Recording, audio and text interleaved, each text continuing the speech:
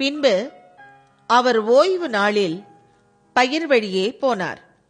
அவருடைய சீஷர்கள் கூட நடந்து போகையில் கதிர்களை கொய்யத் தொடங்கினார்கள்.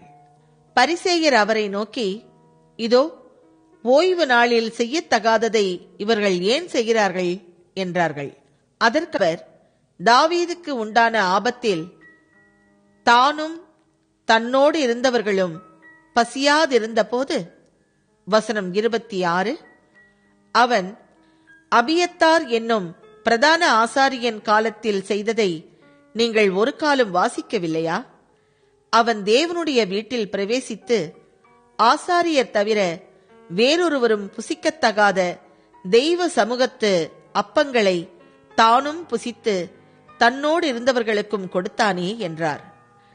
பின்பு அவர்களை நோக்கி, மனுஷன் ஓய்வு நாளுக்காக உண்டாக்கப்படவில்லை, ஓய்வு நாள் மனுஷனுக்காக உண்டாக்கப்பட்டது. ஆகையால் மனுஷகுமாரன் ஓய்வு நாளுக்கும் ஆண்டவராயிருக்கிறார் என்றார்.